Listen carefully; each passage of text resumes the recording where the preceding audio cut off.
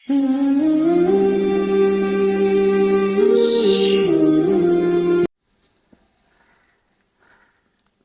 باللہ من الشیطان الرجیم بسم اللہ الرحمن الرحیم سيقول السفهاء من الناس ما ولاهم عن قبلتهم التي كانوا عليها قل لله المشرق والمغرب يهدي من يشاء إلى صراط مستقيم۔ نماز تراویح کے بعد مختصر درس قرآن کا سلسلہ جاری ہے اور آج دوسرا پارہ ہے۔ اس پارے کے شروع میں اللہ تعالیٰ نے تحویل قبلہ کو بیان فرمایا۔ رسول اللہ صلی اللہ علیہ وسلم نے جب مدینہ طیبہ کی طرف ہجرت فرمائی، ہجرت کے 16 یا 17 ماہ بعد اللہ تعالیٰ نے بیت اللہ کو ایک مرتبہ پھر مسلمانوں کے لیے قبلہ قرار دے دیا۔ حکم ہوا کہ فولی وجہک شطر المسجد الحرام، اور یہود کو یہ بات سخت ناپسندیدہ گزری، انہوں نے اس پر اعتراض اٹھائے، تو اللہ تعالیٰ نے فرمایا کہ قل للہ المشرق والمغرب، کہ مشرق بھی میرا ہے، مغرب بھی میرا ہے، بیت اللہ بھی اللہ تعالیٰ کا ہے، بیت المقدس بھی اللہ تعالیٰ کا ہے، ہم تو بندے ہیں، ہم تو غلام ہیں، تو جس طرف اللہ تعالیٰ چاہیں ہمیں نماز کو رخ کرنے کا حکم دے دیں، تو اس پر کوئی اعتراض بنتا نہیں۔ اس کے بعد اللہ تعالیٰ نے رسول اللہ صلی اللہ علیہ وسلم کی بعثت کے 4 بڑے مقاصد کو بیان فرمایا۔ کما ارسلنا فیکم رسولا منکم یتلو علیکم آیاتنا، کہ رسول ہیں وہ تمہیں آیات پڑھ کر سناتے ہیں، یعنی کہ قرآن پاک کی تعلیم، الفاظ کی تعلیم مراد ہے۔ اور دوسرے نمبر پر وَيُزَكِّيكُمْ، کہ تمہارا تزکیہ کرتے ہیں، تزکیہ دل کی صفائی، اور جب انسان کے دل کی صفائی ہوتی ہے تو پھر انسان کا نیک عمل کرنے کا دل چاہتا ہے۔ اور تیسرے نمبر پر فرمایا وَيُعَلِّمُكُمُ الْكِتَابِ، کتاب کی تعلیم، کتاب کی تفسیر، قرآن کی تفہیم، قرآن کا مطلب بیان کرنا، اور والحکمہ، اس سے سنت مراد ہے۔ تو یہ 4 چیزیں بعثت کے مقاصد میں سے ہیں۔ اس کے بعد صفا اور مروہ کے بارے میں فرمایا ان الصفا والمروہ من شعائر اللہ، چونکہ زمانہ جاہلیت کے اندر یہاں بت ہوتے تھے، تو جب بعد میں مسلمان حج عمرے کے لیے سعی کرتے تھے اور وہاں چکر لگاتے تھے تو ان کو ایک خدشہ پیدا ہوا کہ کہیں زمانہ جاہلیت کے ساتھ تشبیہ تو پیدا نہیں ہو رہی، تو اللہ تعالیٰ نے فرمایا کہ ان الصفا والمروہ من شعائر اللہ، کہ صفا اور مروہ تو اللہ تعالیٰ کے شعائر میں سے ہیں۔ اور پھر آگے اللہ تعالیٰ نے مسلمانوں کے لیے یہاں 4 چیزوں کو حرام قرار دے دیا۔ یہاں صرف 4 کا بیان ہے، اس کے علاوہ اور بھی بہت ساری چیزیں حرام ہیں۔ انما حرم علیکم المیتہ، سب سے پہلی چیز جو حرام قرار دی گئی وہ مردار ہے، اور والدم، خون، اس سے وہ خون مراد ہے جو جانور کو ذبح کرتے وقت بہتا ہے، ولحم الخنزیر، خنزیر کا گوشت، وما اہل بہ لغیر اللہ، اور ایسا ذبیحہ، ایسا ذبح کیا ہوا جانور جس کے اوپر اللہ کے علاوہ کسی اور کا نام لیا گیا ہو۔ اس کے بعد اللہ تعالیٰ فرماتے ہیں وَلَكُمْ فِي الْقِصَاصِ حَيَاةٌ، کہ قصاص کے اندر تمہارے لیے زندگی ہے۔ قصاص کے اندر ہمارے لیے کیسے زندگی ہے؟ ایک اسلامی حکومت ہے، اس کے اندر اگر ایک شخص کسی کو قتل کرتا ہے، اب قتل کرنے والے یعنی قاتل کو یہ ڈر ہوگا کہ اگر میں کسی کو مار دیتا ہوں تو مقتول کے بدلے میں میری جان بھی لی جائے گی، تو اب اس ڈر کی وجہ سے وہ اپنے ارادے کو ترک کر دیتا ہے، تو اس کا مطلب یہ ہے کہ قصاص کے اندر کیا ہے؟ حیات، اس سے یہ مراد ہے۔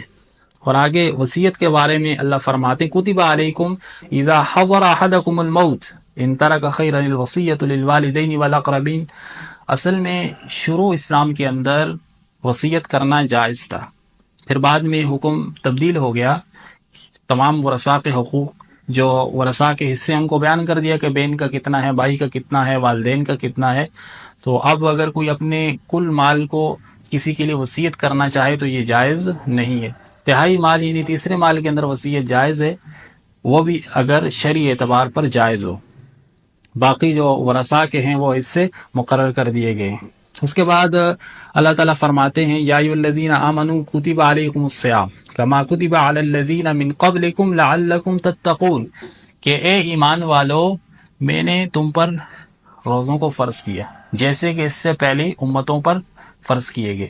اب اس کا مطلب یہ نہیں ہے کہ جیسے ہم 12 مہینوں میں سے ایک مہینہ رمضان کے روزے رکھتے ہیں بعین ہی ایسے ہی ہوں، لیکن روزے فرض تھے، اور اس کے اندر علت کیا ہے کہ لعلکم تتقون، تاکہ تم متقی بن جاؤ۔ تقوی کیا ہے؟ تقوی کہتے ہیں کف النفس عن الہوا، اپنے آپ کو خواہشات سے روکنا، اور تقوی کے تین درجے ہیں، اور اس کا سب سے جو اعلیٰ درجہ ہے وہ یہ ہے کہ اپنے آپ کو تمام جو شکوک و شبہات ہیں، ہر قسم کے گناہ سے بچنے کی کوشش کرنا، یہ تقوی کی سب سے اعلیٰ قسم ہے۔ اور اس کا جو متوسط درمیانہ درجہ ہے وہ یہ ہے کہ انسان کبیرہ گناہ سے بچنے کی کوشش کرے اور حقوق اللہ کو پورا کرنے کی کوشش کرے، یعنی فرائض پورے کرنا اور کبائر سے اجتناب کرنا۔ اور تقوی کا جو سب سے ادنا درجہ ہے وہ یہ ہے کہ انسان کم سے کم شرک میں مبتلا نہ ہو، کیونکہ اللہ تعالیٰ فرماتے ہیں کہ ان اللہ لا یغفر ان یشرک بہ ویغفر ما دون ذلک، کہ اگر میں چاہوں تو تمام گناہ معاف کر سکتا ہوں، لیکن شرک کا گناہ کبھی معاف نہیں کیا جائے گا۔ اور رمضان کے اندر ہی اللہ تعالیٰ نے قرآن کو نازل فرمایا، شہر رمضان الذی انزل فیہ القرآن ھدی للناس وبینات من الھدی والفرقان۔ رمضان کے اندر جو پورا قرآن یہ لوح محفوظ سے آسمان دنیا پر نازل ہوا، پھر وہاں سے جس قدر جتنا ضرورت ہوتا رہا تو حضرت جبرائیل امین اللہ تعالیٰ کی حکم سے آپ صلی اللہ علیہ وسلم کے پاس لاتے تھے۔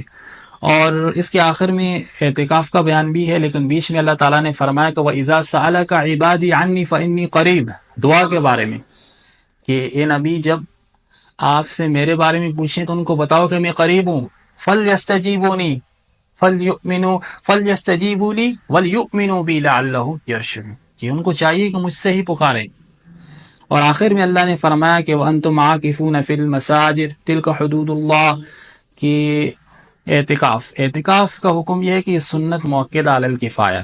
سنت مؤکدہ علی الکفایہ کا مطلب ہے کہ اگر کسی محلے یا بستی میں ایک شخص بھی اعتکاف کر لیتا ہے تو سب کی طرف سے ادا ہو جائے گا فریضہ، لیکن اگر پوری بستی محلے میں کوئی نہیں کرتا تو سارے گناہ گار ہو گئے۔ اور اعتکاف ایسی مسجد کے اندر کرنا چاہیے جہاں 5 وقت کی باجماعت نماز ہوتی ہے، اور خواتین گھر کے کسی کونے کے اندر کر سکتی ہیں۔ اس کے بعد چاند کے بارے میں ہے یسألونک عن الاہلہ، کہ لوگ آپ سے چاند کے بارے میں پوچھتے ہیں، تو فرمایا کہ چاند جو ہے یہ اسلامی تاریخ بیان کی جاتی، دیگر عبادات اس کے احکامات بیان ہوتے ہیں، مثلا حج، روزہ، عدت کے مسائل۔ اب یہاں غور فرمائیں کہ سوال یہ ہے کہ چاند کیا ہے، اور جواب ملا کہ چاند کیوں ہے۔ ایسے سے یہ پتہ چلتا ہے کہ سائل کو دیکھنا چاہیے کہ اس کو ضرورت کے مطابق جواب دینا چاہیے، یعنی کہ پوری بات کو بیان کرنا ضروری نہیں ہے، بلکہ یہ دیکھنا چاہیے کہ سائل یعنی سوال پوچھنے والے کی ضرورت کیا ہے۔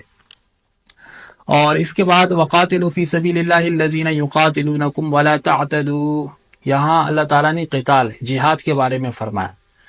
یاد رکھیں جہاد صرف وہی ہے جو قتال فی سبیل اللہ، جو اللہ تعالیٰ کے راستے میں کیا جاتا ہے، اعلاء کلمۃ اللہ کے لیے۔ اس کے علاوہ جو جہاد کا لغوی معنی استعمال ہوتا ہے وہ اپنی جگہ ہے، لیکن لغوی معنی میں لفظ جہاد کا استعمال ہونا شرعی معنی میں بالکل تبدیلی نہیں کرتا۔ جہاد کا معنی اپنی جگہ بالکل اسی طرح ہے کہ اللہ کے راستے میں قتال فی سبیل اللہ ہی صرف جہاد ہے، اس کے علاوہ جہاد کی اور کوئی قسم نہیں ہے۔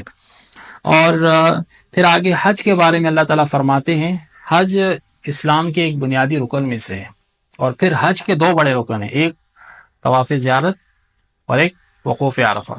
اس کے بغیر حج ادا ہی نہیں ہوتا۔ لیکن عام لفظوں میں یوں سمجھ لیجئے، حج کہتے ہیں 5 دنوں میں 5 مقامات پر 7 عبادات کرنا۔ 5 دن یعنی 8، 9، 10، 11، 12 ذی الحجہ، اس کے اندر 5 مقامات، بیت اللہ، مینا، عرفہ، وقوف، مزدلفہ۔ اور جو 7 عبادات کی جاتی ہیں، احرام، طواف، سعی، رمی، وقوف، حلق اور قربانی، یہ حج ہے۔ اور اس کے بعد اللہ تعالیٰ نے بیان کیا ہے جو لوگ دین سے پھر جاتے ہیں، وَمَن يَرْتَدِدْ مِنْكُمْ عَنْ دِينِهِ فَيَمُتْ وَهُوَ كَافِرٌ، جو دین سے پھر جائے، جو اسلام سے نکل جائے، اس کو سب سے پہلے اسلام کی طرف بلایا جائے گا، اور اگر وہ اسلام کے اندر داخل نہیں ہوتا تو پھر اس کو قتل کیا جائے گا، اور یہ قتل کرنے کی ذمہ داری حاکم یا قاضی کی ہے۔ ایسا نہیں کہ کوئی گستاخی کرے یا کوئی اسلام سے مرتد ہو جائے تو کوئی اٹھ کو اس کو مار دے، یہ جائز نہیں ہے۔ اور جہاں ایک خوشائن بات ہے کہ پوری دنیا کے اندر خصوصاً مغربی ممالک کے اندر اسلام بہت تیزی سے پھیل رہا ہے، وہیں پر ارتداد، ایتھیزم، الحاد، یہ بھی بہت تیزی سے پھیل رہا ہے۔ اسلام کے علاوہ جو باقی آسمانی مذاہب ہیں جیسے عیسائیت، بہت زیادہ لوگ بہت تیزی کے ساتھ الحاد کے اندر داخل ہو رہے ہیں. اس مسئلے پر بھی غور کرنے کی ضرورت ہے. اس کے بعد حیض کے بارے میں ہے وَيَسْأَلُونَكَ عَنِ الْمَحِيضِ قُلْ هُوَ أَذًى فَاعْتَزِلُوا النِّسَاءَ فِي الْمَحِيضِ وَلَا تَقْرَبُوهُنَّ حَتَّى يَطْهُرْنَ.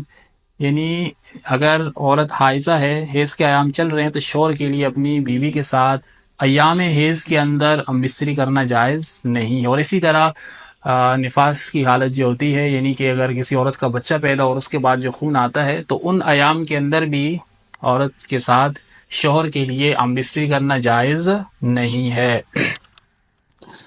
اور آگے طلاق کے مسائل کو اللہ تعالیٰ نے بیان فرمایا. طلاق مرتان، ایک اگر طلاق دی جائے تو ایک ہی طلاق واقع ہوتی ہے. دو طلاقیں دی جائیں تو دو طلاقیں واقع ہوتی ہیں. اور اگر تین طلاقیں دی جائیں تو پھر بھی تین ہی طلاقیں واقع ہوں گی.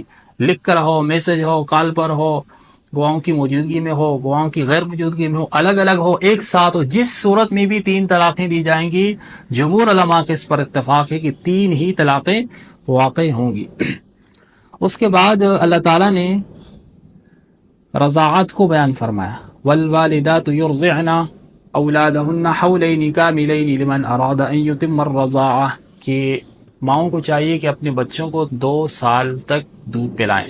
2 سال تک دودھ پلانا چاہیے. اور جو اجنبی بچہ ہوتا ہے اس کا بھی یہی حکم ہے کہ وہی 2 سال تک اس کو بھی دودھ پلایا جائے.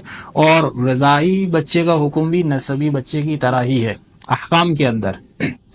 اور پھر آگے فرمایا والذین یتوفون منکم ویذرون ازواجا یتربصن بانفسہن 4 اشہر وعشرا، جن خواتین کے شوہر انتقال کر جائیں ان کی عدت بیان ہو رہی ہے. اور جن کے خاوند انتقال کر جائیں ان کی عدت 4 ماہ اور 10 دن ہے. اور جن کو طلاق ہو جائے اور اگر ان کا حمل ہو جاتا ہے، یعنی کہ بچہ پیدا ہو جاتا ہے، تو پھر ان کی کوئی عدت نہیں ہے. اگر طلاق کے 1 دن بعد بھی حمل وضع ہو جاتا ہے، یعنی کہ بچہ پیدا ہو جاتا ہے، تو اس کی عدت ختم ہو جائے گی. اس طرح ایسی خواتین ہیں جن کا حیض آتا ہے تو ان کی جو مدت ہے وہ 3 حیض ہے عدت. اور جن خواتین کو حیض نہیں آتا، نابالغ ہیں، کوئی بیماری ہے یا عمر بہت زیادہ ہو گئی ہے، تو ان کی جو عدت کی مدت ہے وہ 3 ماہ ہے. اس کے بعد اللہ و تبارک و تعالیٰ نے یہاں ایک اور حکم بھی بیان فرمایا ہے کہ جو عورتیں عدت کے ایام میں ہوتی ہیں، اب کوئی اگر ان سے نکاح کرنا چاہے تو صریح الفاظ میں ان سے بات نہیں کرنی، بلکہ کنایہ الفاظ کے اندر پیغام نکاح بھیجنا چاہیے. وَلَا جُنَاحَ عَلَيْكُمْ فِي مَا عَرَّضْتُمْ بِهِ مِنْ خِطْبَةِ النِّسَاءِ. اب اس کا طریقہ کیا ہوگا؟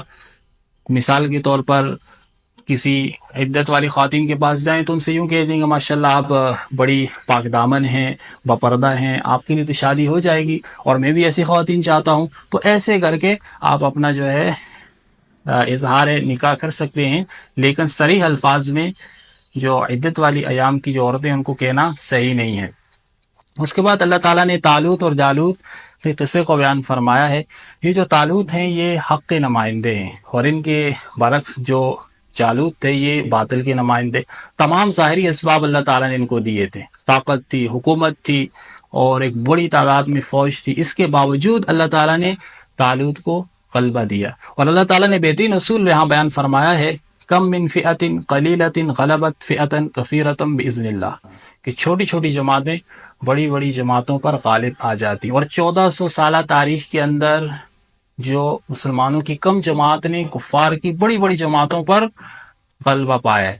جو ایسے مسلمان جو عزم راسخ تھے، راسخ العقیدہ لوگ تھے، اور انہوں نے یہ کر کے دکھایا ہے. اللہ تعالیٰ اس پر عمل کرنے کی توفیق